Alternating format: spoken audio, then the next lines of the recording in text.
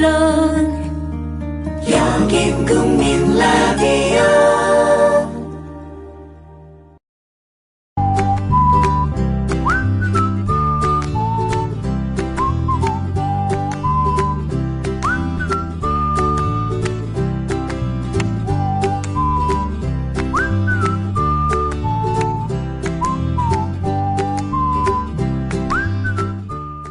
갑각류를 떠올립니다.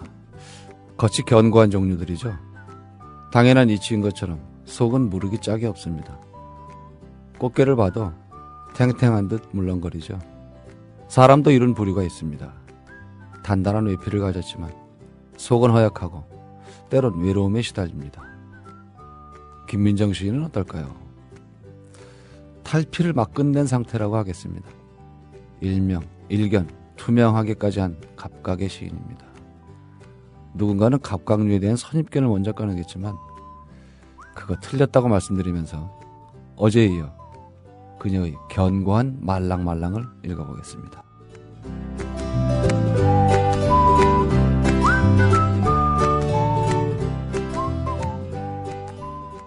싸고 좋은 집, 아모스 옥션이 답입니다.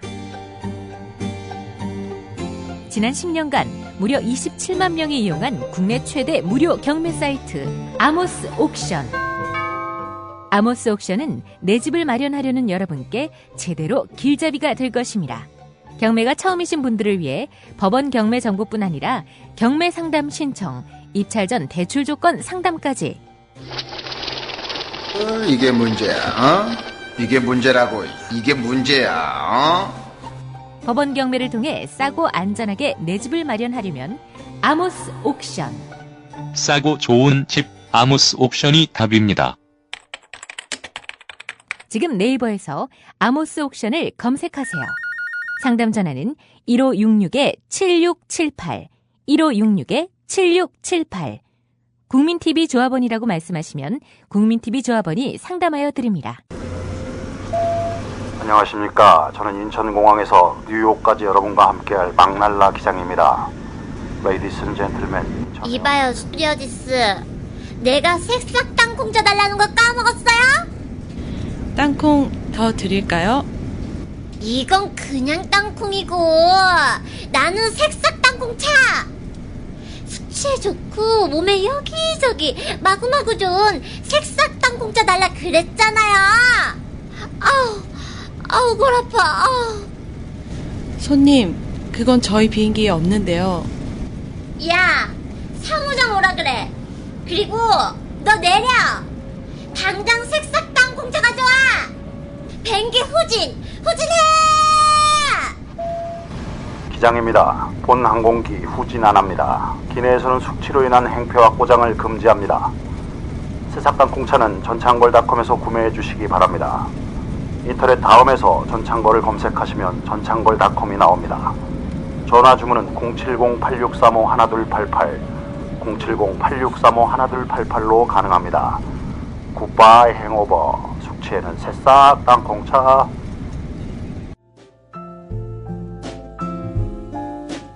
뇌에는 근육이 없습니다. 최근 섹시한 뇌를 위한 체육관 국민라디오 전영권의 30분 책 읽기. 네, 어제에 이어 김민정 씨 모셨습니다. 안녕하세요. 안녕하세요. 네, 어제 이제 그 편집인, 책 만드는 사람으로서의 삶 이런 얘기를 해주셨는데 오늘은 이 안에 있는 얘기들을 조금 들어보고 싶어요. 지금 딱 폈더니 소요에서 고요로 실온이 납시고라는 그 이제 몇 부인가요 이게 지금? 4부인 것 같긴 한데. 3부네요. 3부예요? 네. 기억이 잘 안 나. 3부 시다 수다 여기에 나오는. 예. 네. 제가 좀 마음이 찡해서 이거는 포스트잇을 붙여놓은 부분이에요. 여기 이제 엄마는 울고 있었어요. 나 안 키워 아니 못 키워. 시누이 넷도 모자라서 딸이 넷이라니 다 입양시킬 거야. 이런 얘기가 쭉 나오는데 예. 요 부분을 좀 설명을 한번 해주세요. 개인적인 얘기겠지만. 네. 3부는 이제 제가 시집을 2권밖에 내지 않았지만 네. 이제 데뷔한 지가 벌써 15년이 넘어가다 보니 그렇겠죠? 네. 시에 대해서 한 번은 좀 생각을 좀 하고 가야겠다라고 생각을 하고 원고를 뒤져보니 시에 대해서 생각했고 쓴 원고들이 좀 되더라고요. 그래서 그것들을 좀 어떻게 실어볼까 하다가 제가 좀 정리를 한 게 그 챕터였는데 저한테 시는 제가 이제 딸만 넷인 집안의 맏인데 저희가 되게 다복하게 컸는데 시와 여자가 다르지 않더라고요. 저한테. 네, 그래서 이제 뭐 비유적으로 되게 생활문 일기처럼 제가 이제 그런 걸 진술해 나가긴 했지만 사실 시하고 많이 닮아 있는 이야기들이거든요. 그래서 그 부분들은 되게 솔직하게 나에 대해서 나한테 시가 어떻게 왔는가를 좀 짚어보는 것이 좋을 것 같다고 생각을 하고 저희 어린 날들을 좀 제가 거꾸로 좀 역추적을 해나가다 보니 이제 이런저런 것들 때문에 제가 시를 쓸 수 있었다라는 단서들을 좀 찾을 수 있어서 그 일화들을 제가 조금 적어 나갔던 거죠. 엄살을 떨면서. 네. 아, 엄살도 있어요? 그러니까 그런 거 쓰는 거 자체가 그냥 엄살이죠. 더한 집들도 많은데 먹고 살만 하니까 그렇게 떠드는 거죠. 참고로 저는 일남 사녀입니다. 아, 고쟁이 속에서 크셨겠네요. 위로 누나가 셋, 아래로 여동생 하나. 네, 그러니까 얼마나 누나들이 힘들었겠어요. 밑에 여동생이랑은. 아니 왜 내가 힘들 거라는 생각을 안 해요. 그 사정이야 뭐. 무지하게 외로워요. 다시 죽을 수는 없잖아요. 네. 큰 누나하고는 13살 차이인데 큰 누나 낳고 9년 동안 엄마가 애를 못 낳다가 둘째 누나 낳고 그 둘째 누나가 귀여움을 좀 받았대요. 근데 셋째 누나를 낳았는데 또 여잔 거야. 2년 뒤에. 네. 그 이제 셋째 누나는 좀 미움을 받을 참이었는데 2년 뒤에 제가 태어났어요. 밑에 동생 남동생 보게 남동생 했으니까. 봐서 그나마 이제 다 괜찮았는데 그러면 일남 삼녀가 됐으니까 이제 그만하셔도 되는데 불안한 거죠. 하나 네. 더 아들일 줄 알고 낳겠죠. 하나로는 안 된다고 해서 낳는데 세상에 3년 뒤에 낳는데 얘가 또 딸이에요. 딸들끼리는 사이가 좋을 거예요. 아닌가요? 그렇죠. 큰 누나는 나이 차이가 많이 나니까 네. 큰 누나하고는 안마에도 조금 선박한 게 좀 있고. 그러니까 딸들끼리는 아마 되게 친할 거예요. 자기네끼리는 뭐. 네. 저희도 남자 형제가 하나 껴있으면 되게 불편했을 건데 저희는 딸만 넷인데다가 저희가 저만 결혼을 안 해서 제부가 3명인데 정말 돈독하거든요. 돈독하다 못해 지겨울 정도로 붙어 있어서. 좋잖아요. 형제들하는 거. 일단 저는 제가 맏인데 결혼을 안 한 미안함이 네. 제부 3명이 생김으로써 부모한테 할 일은 다 했다고 생각이 들기 때문에 예, 마음이 되게 많이 편안해졌어요. 그래서 다행이네. 이 부분 제가 피면서도 제가 이렇게 마음에 드는 건 이런 거예요. 밑에 있는 시로운 일 앞시고 이런 말. 시로운 일 앞시고 이렇게 쓴 거. 시담일 앞시고 이렇게. 말장난 친 거죠. 시 안답시고 네. 이렇게. 근데 이거 보면서 이제 빙그레 웃게 되는. 근데 시집 만든답시고. 그 분은 제가 저한테 조롱하는 게 좀 있었어요. 네가 시를 얼마나 아느냐, 시를 얼마나 썼느냐. 그럼에도 불구하고 한 번의 정리가 필요해서 하긴 하지만 너 아직 아무것도 모른다라고 제가 저한테 던지는 질시 뭐 이런 게 좀 있었어요. 아는 거라기보단 그동안 느꼈던 거를 얘기하는 거니까 뭐. 근데 제가 전공이 원래 시가 아니고 소설로 시작을 했었던 거기 때문에 그래서 아마 만약에 아기 때부터 시만 써왔으면 그런 것 정리 아마 못했을 거예요. 자, 전공이라는 말씀을 하셨는데, 그죠? 이렇게 시를 전공했다, 소설을 전공했다. 네. 근데 저는 건축을 전공했거든요. 네. 그러면 우리 사회에 딱 시인이라고 어떤 등단 절차를 거친 사람들도 있고 안 거친 사람들도 물론 있지만 저 같은 사람한테 전공한 사람으로서 해줄 수 있는 얘기는 없어요. 시를 전공한 사람으로서요, 제가. 네.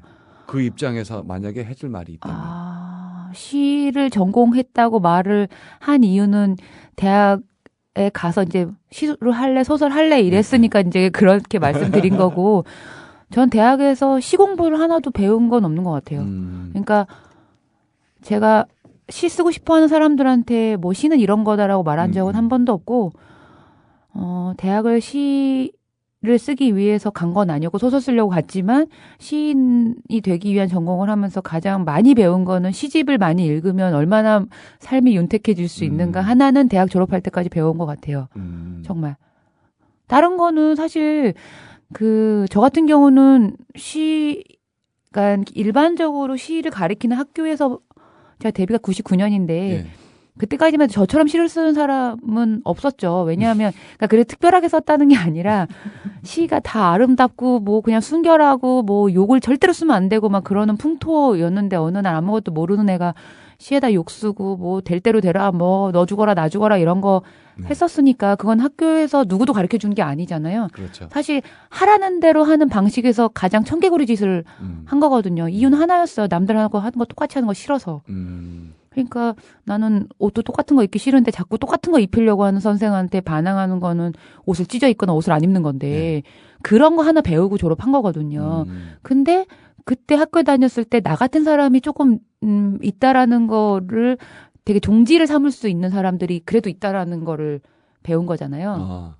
시를 쓰고 싶거나 시를 전공했다라는 말을 자신 있게 할 수 있는 사람들은 시집을 많이 읽은 사람은 할 수 있을 것 같아요. 시집을 많이 읽으시면 될 것 같아요. 진짜로. 또 시집을 읽어서 윤택해졌다 그랬잖아요. 네. 제가 예. 시집을 읽음으로써 가질 수 있는 윤택함은 언어에 대한 단어에 대한 풍요로움이었어요. 제가 국어 사전을 너무너무 좋아하는데 국어 사전을 볼 때마다 영어 사전을 볼 때보다 더한 절망을 갖거든요.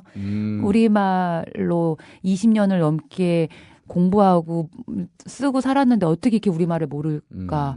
그래서 국어 사전이 너무 재밌었어요, 저는.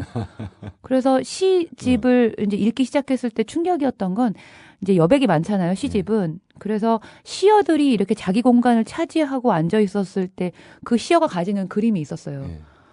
그 단어를 새로 배우는 느낌. 그러니까 국어 공부, 한글 공부 다시 하는 느낌. 그래서 내가 쓰려는 단어들이 되게 넓어지잖아요. 그게 아기 때 하는 짓인데 우리는 아기 때 그렇게 안 하고 살았던 거죠. 그거를 20살 넘어서 저는 알았던 거예요. 그래서 언어의 재발견이 어떻게 보면 제 시 속 안에 있는 그러니까 말은 거칠지만 숨어있는 동심이라는 게 만약에 있다면 제가 언어한테 가지는 그런 재발견이 너무 재밌어서 너무 귀한 일이라는 걸 알아서 그거에 대한 흥분을 못 감춰서 아마 말이 많았었을 거예요. 저 시집 때는 유독. 우리 애청자 여러분들이 대체적으로 이제 다는 아니지만 성향 분석을 하자면 시사 쪽에 관심을 가지신 분들이 아무래도 좀 많으세요. 방송 네. 성격도 조금 그런 게 있고. 근데 그 김민정 씨 얘기대로 시집을 더 읽고 시를 읽어서 언어가 좀 더 풍성해지고 이게 언어의 폭이 좀 더 넓어진다 그러면 시사를 표현할 때도 훨씬 유리하고 그럼요. 다채롭겠죠. 그러니까 저는 비유법을 쓸 줄 아는 정치인이 많았으면 좋겠는데. 그럼 좀 멋있잖아요. 그러니까 몇몇이 약간 튀게 자리를 잡았던 건 그 비유법이잖아요. 네. 그러니까 어려운 얘기를 어렵게 하는 사람들은 비호감이잖아요. 네. 어려운 얘기를 쉽게 풀어주는 사람이 호감인데 우리나라는 그런 정치인이 많지 않고 그리고 약간 막혔을 때 저도 욕을 잘하지만 그냥 긴 말 필요 없고 욕 한 방이면 끝날 때가 있잖아요. 빙고.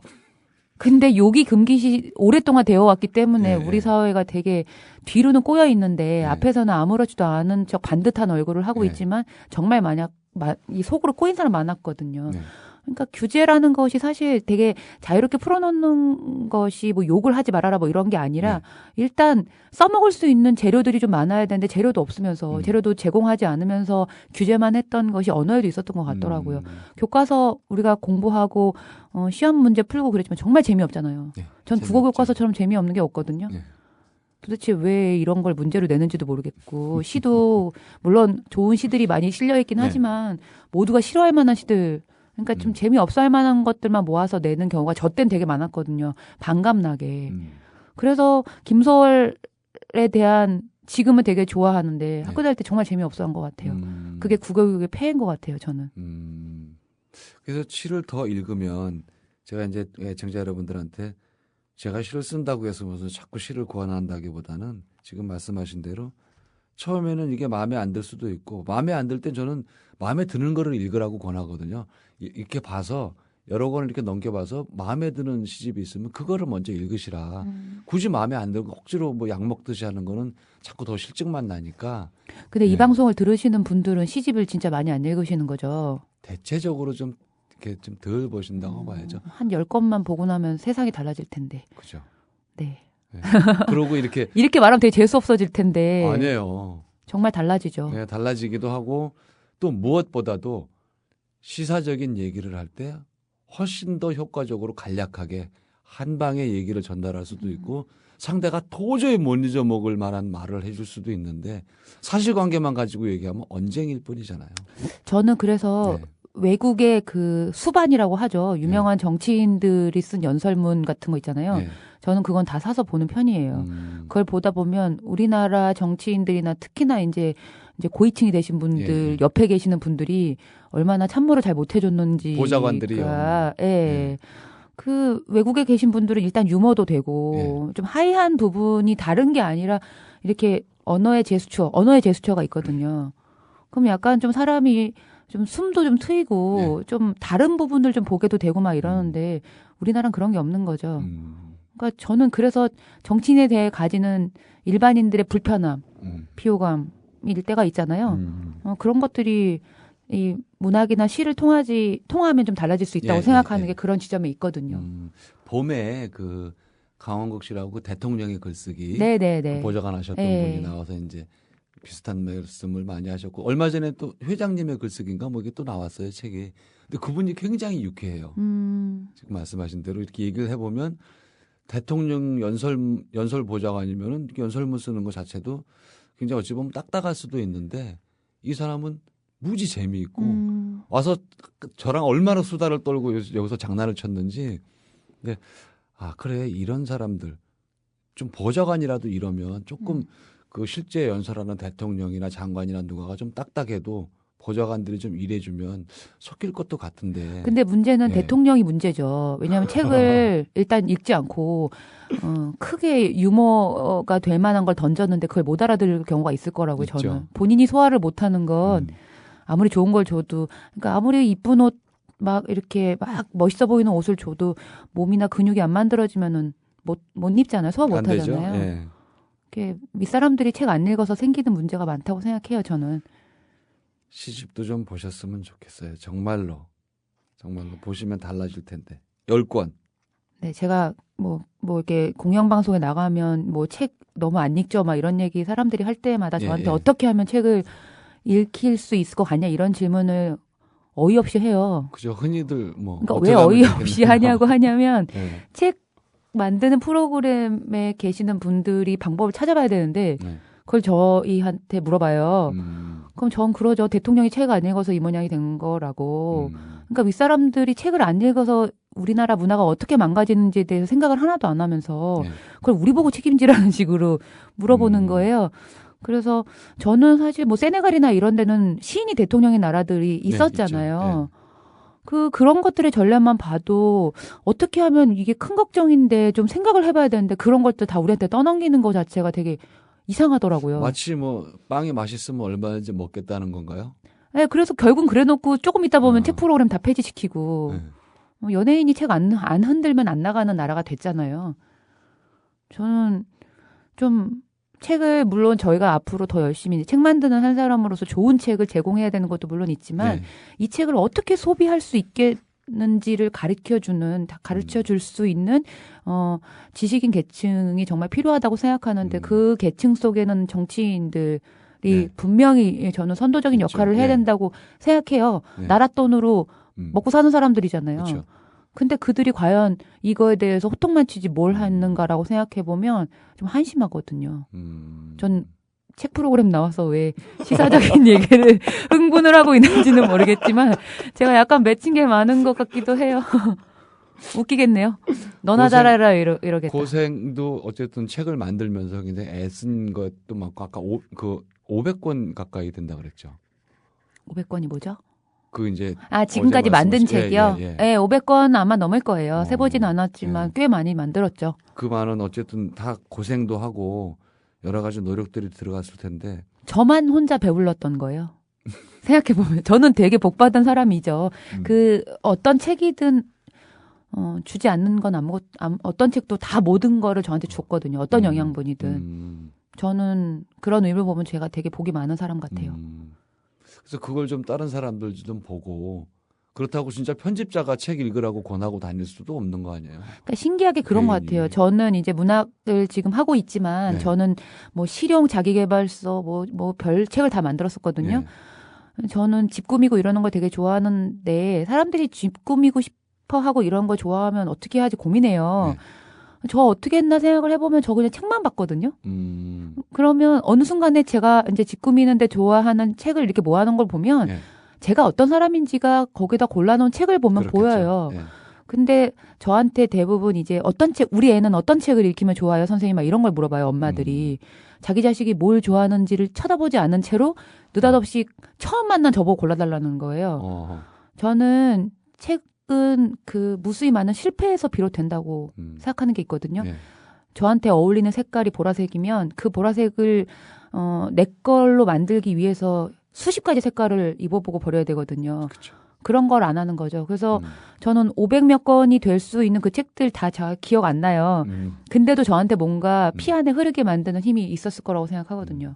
그게 문제네요. 우리 애한테 어떤 책을 읽히면 좋겠어요. 그게 제가 특강 가면 제일 많이 받는 질문인 거예요. 왜냐하면 엄마들은 이제 논술 같은 경우 이제 국어 선생님들이나 뭐 저희처럼 글 쓰는 사람들 만나면 단방에 해결되는 줄 알아요.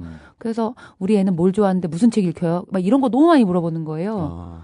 그럼 전 물어보죠. 저는 그 애를 아이고 얼굴도 본 적도 없고 지금 이렇게 마주하는 건데 제가 그걸 어떻게 알아요? 그러면 대부분 뭐 누구 엄마가 뭐 그랬는데 이 책을 보니까 애가 좋아지더라 이런 걸 말하면 어이없는 거예요. 걔랑 뭐 그게 맞는다는 장담. 그러니까 자기 자식이 뭘 좋아하는지를 전혀 모르는 상태에서 근데 그런 의미로 보면 저희 부모님은 제가 무슨 책을 보든지 그냥 내버려뒀거든요. 그러니까 저는 여명의 눈동자라는 10권짜리 그 야한 소설이 있었는데 그때 그게 드라마로 만들어져서 그게 그렇게 야한 책인지 모르고 아빠한테 사오라고 그랬어요. 저는 책은 야해요. 그러니까 그 당시에는 신문에서 되게 많이 책을 신문에 있는 문학 담당 기자들이 되게 많이 리뷰를 했고 저는 그때 매번 이렇게 메모를 해서 출근하는 아빠한테 줬어요. 이거 사가지고 와. 그러면 아빠는 이제 대한서림이라고 인천에서 제일 큰 서점이 있었는데 거기서 그걸 다 사가지고 왔어요. 그럼 여명의 눈동자가 뭐 하는 책인지 아빠도 모르잖아요. 이게 보니까 조짐이 첫 건부터 안 좋아요. 그래가지고 중학교 3학년 때였는데 어떤 책을 요새 너는 일구인이라고 선생님이 얘기를 해서 그걸 보고 있다고 했더니 놀라는 거예요. 그러니까 저는 어렸을 때부터 이게 야하든 아니든 뭐 그런 어떤 선정적인 섹스 장면이 나오는 책이든 아니든 그런 거 가리지 않고 책이라고 생각되는 건 다 봤거든요. 그럼 이제 나한테 맞는 거하고 안 맞는 거를 이렇게 구별할 수 있는 힘이 생기죠. 야한 것만 좋아하는 사람이 또 어디 있겠고. 그것도 지겹잖아요. 계속 보다 보면. 근데 그런 거 좋아하는 애들은 그런 거에 관련된 일을 하면 될 거예요. 그 어떤 책이 좋겠어요라고 이렇게 단도직입으로 묻는 엄마는 이게 또 저도 결례가 될 수 있지만 책을 좀 안 보셔서 안 보는 거예요. 본인들은 절대 안 봐요. 그렇죠. 그러니까 책으로 해결받고 싶은 거예요. 자기는 안 보지만. 자기도 안 보고 아이한테 어떻게 해야 될지도 좀 막막하고. 절대 몰라요. 그러니까 애를 들여다보지 않는 거예요. 자기 욕망만 들여다보고 있는 엄마들이 많아요. 되게 심각한 문제라고 저는 생각해요. 굉장히 지금 중요한 얘기를 하셨어요. 아이를 봐야 되는데 자기 욕망을 보고 있다. 네, 그건 정답이거든요. 네. 정말 요즘 젊은 엄마일수록 더 심해요. 부모 입장에서 조금 저도 찔려서 지금 정말 나도 내 욕망을 본 건 아닌가 애들한테. 저도 애들을 닥달한 적도 있고 이제 둘 다 대학생이지만 아이들을 키우면서 아들만 둘인데 이 녀석들을 이렇게 달달 볶을 때도 있었지 왜 없겠어요. 부모 입장에서. 근데 제 친구들이 이제 초등학교 선생하는 애들이 제일 많은데 네가 자식이 없어서 그렇다는 얘기를 저한테 막 해요. 그건 별로. 근데 저는 그렇게 생각한 게 아니라 저 이렇게 들여다보고 있으면 걱정한다고 될 노릇도 아니고 근데 이제 부모가 해줄 수 있는 건 무한한 방목인데 저는 무한한 방목 속에서 컸거든요. 그게 되게 어려워요. 근데 어쩔 수 없어요. 제가 되게 센 사람이기도 하지만 저희 부모님들이 저를 너무 사랑했기 때문에 저를 이렇게 제가 이렇게 안 좋아지는 얼굴이 되는 거 싫으니까 비웃장을 맞춰주고 싶었던 거죠. 근데 그렇게 치면 저도 책임이 생기는 거예요. 그래서 아기 때부터 하여튼 책은 저는 갖고 놀고 뭐 오려 붙이든 말든 뭐 하여튼 그렇게 컸던 것 같아요. 이 젊은 엄마들, 우리 방송 들으시는 젊은 엄마들께서는 이렇게 지금 김민정 씨 얘기대로 애가 일단 책하고 같이 놀게만 해놔도, 그죠? 찢든 먹든. 책 속에 애를 놔두기만 해도 그 애가 어쨌든 자라가면서 이것저것 막 읽다가 그야말로 야한 소설도 읽고 뭐 하다가 방향을 잡겠죠. 철들어가면서. 근데 쉽지 않아서 그렇지. 그러니까 음식은 편식을 하면 안 된다는 걸 엄마들이 알아서 음식을 고루 먹인단 말이죠. 근데 책은 그렇게 못하는 것 같아요. 일단 왜 못하는가라고 생각해보면 엄마들이 몰라요. 그러니까 제가 뭐 책 만든다고 잘난 척하려고 나와서 떠드는 그런 게 아니라 일단 엄마들부터가 책 안 사고 근데 엄마들부터 명품백 같은 거 개는 하잖아요. 근데 책 뭐 세계문학 전집 100권 이런 개는 안 해요. 아, 진짜 그런 개는 없네요. 없어요. 그냥 홈쇼핑 같은 데서 갑자기 네. 책이 싸게 나오면 미친 사람들처럼 전화기를 이렇게 하죠. 저한테도 전화 와요. 이게 50권짜리 한 질로 지금 그냥. 저한테 뭐 이게 지금 방송 보고 있는데 이게 좋은 책이야 나쁜 책이야? 이거 사도 돼 안 해도 돼? 이거 되게 많이 물어봐요. 그러니까 출판사도 가늠할 수 없고 네. 이걸 모르니까 그래서 이제 뭐 무슨 상 받은 시리즈가 제일 많다 이런 거 하면 그냥 무턱대고 사고 애가 좋아하는지 안 좋아하는지 상관도 안 하고 진짜 그런 거 걔 안 하잖아요 엄마들이. 우리가 방송에서 캠페인 한번 해야 되겠는데 그거에 대해서. 네, 저는 그래줬으면 좋겠어요. 뭐 책 판다고 저한테 물론 좋은 일이 있을 수도 있겠지만 저한테 그렇게 아주 큰 일이 일어나진 않거든요. 정말 책 너무 싸고 그 싼 거 가지고 커피 한 잔 값이 저희 시집들인데 호텔 커피숍 값으로도 시집 못 사요. 시집 몇 권 사요. 호텔 가면은 커피 값이 10,000원은 훌쩍 넘잖아요. 확 넘죠. 예. 네, 그런 거는 그냥 아낌없이 먹으면서 그냥 그런 생각들을 조금 하죠. 직업 우리가 변이도 이게 하고. 일단 그 조합원 여러분들만 놓고 봐도 각 지역에 협의체들이 있고 모임들이 다 있어요. 그러면 정말로 저는 이게 진지하게 생각을 해야 될 것 같아요. 그래서 아 그래 엄마들 젊은 엄마들 계층별로 네. 정말 아이들 책 사주기 기회 같은 거 괜찮겠다 싶어요. 그거. 네. 그러니까 자기들이 볼 책도 사면 돼요. 네, 같이. 아마 엄마들이 더 책을 애들보다 안 읽을걸요? 생각해보면. 대체적으로. 네. 근데 요가 책이든 뭐 뜨개질 책이든 책이라고 이름 붙인 거를 보기 시작하면 엄마들의 삶도 달라져요. 네, 뜨개질이라는 단어 써봐라 하면 못 쓰는 엄마들도 많을걸요? 개자 헷갈려가지고. 아마 이거 들으면 저 되게 재수없다고 하시겠지만 정말 그래요. 그런 분들은 안 계실 거고요. 그래서 오늘 굉장히 중요한 얘기. 책 사기 기회. 네, 책 사기 기회. 운동해 주셨으면 좋겠어요. 그러니까 개 아니고 그냥 서로 채권하는 사회가 정말 아름다운 사회 같아요. 개 하다 보면은 뭐 저절로 이제 정보 공유도 하고 그 초등학생 엄마, 중학생 엄마 이렇게 좀 나름 계층들이 있을 테니까 책이 많이 팔리면 책장 만드는 이 가구점들도 좀 낮을 거예요. 이 그러면. 불황이 꼬리에 꼬리를 물기 때문에. 네. 가구는 더 힘든데 지금. 그럼요. 엉망진창인데 개를 합시다. 책개. 네. 각설하고 책개를 합시다. 네, 뭐 발음이 야해지긴 했지만 아무튼 네.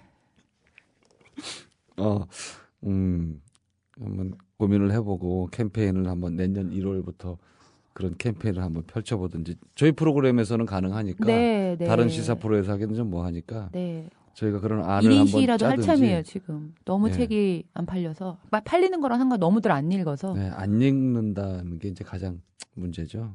그러니까 무식한 것이 창피하지 않는 사회가 됐어요. 그러니까 그 무식이 핸드폰 때문이라고 저는 생각해요. 핸드폰을 없앨 수 없으면 네. 어쨌든 일단 시집 10권 보면 인생이 풍요로워집니다. 그러니까, 풍요로워지는 게 중요한 것 같아요. 네. 그거 저도 다시 새기고 새롭게 읽을 10권을 한번 오늘 집에 가서 골라봐야 되겠네요. 네. 오늘 김유정 씨 굉장히 바쁘신 거 제가 어렴풋이 아는데 시간 내주셔서 고맙습니다. 좋은 책 많이 만드시고 시집도 기대해 보겠습니다. 감사합니다. 노력하겠습니다. 예, 오늘 고맙습니다. 감사합니다. 네.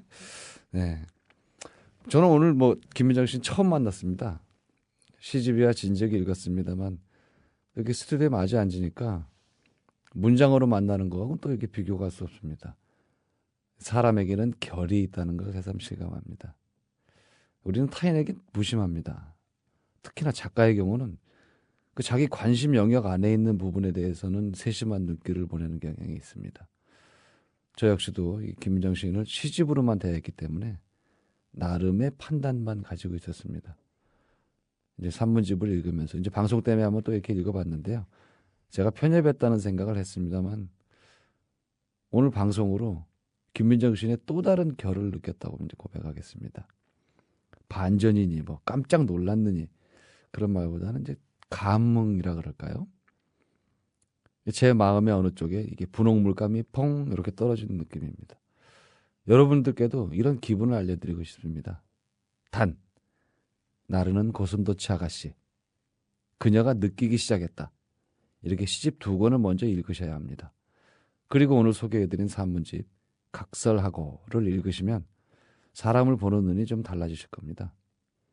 단지 김민정이라는 개인에 국한된 시선이 아니라 살아가며 마주하는 모든 사람에 대한 자신의 태도가 바뀔 거라는 말씀입니다. 저만 그럴까요? 아닙니다. 우리 모두는 다 비슷한 사람입니다. 유행가가 유통되는 것도 누구에게나 비슷한 감정이 있는 까닭인 거죠. 사람의 결이란 이렇게 다양하고 신비롭기 때문입니다. 한 권도 읽을 시간이 없는데 3권이나 그것도 순서에 맞춰 읽으라고 그러셔도 됩니다. 그만한 감흥이 있다니까요. 사색하는 방송, 책보다 사람을 읽는 방송, 전영관의 30분 책 읽기였습니다.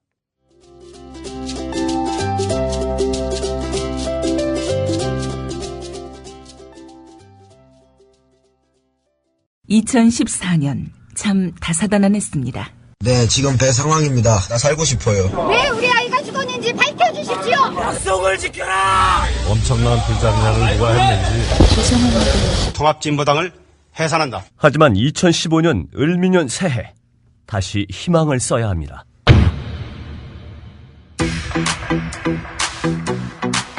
미디어 협동조합 국민라디오 송구영신 프로그램 2015 해맞이 대축제 특별 생방송. 국민라디오는 12월 31일과 1월 1일 스튜디오를 강원도 강릉 주문진 강릉 청소년 해양수련원과 그 앞바다로 옮겨 가는 해를 보내고 오는 해를 맞이합니다. 12월 31일 밤 10시부터 이튿날 새벽 2시까지 서영석 김용민의 정치 토크, 정영진의 불금쇼 공개방송이 해돋이가 이뤄지는 1월 1일 아침 7시 주문진 바닷가에서 을미년 새해가 밝았습니다 생방송이 여러분을 찾아갑니다. 2015년도 국민 라디오는 여전히 여러분의 희망이 되겠습니다. 뜨겁게 달려갈 거야.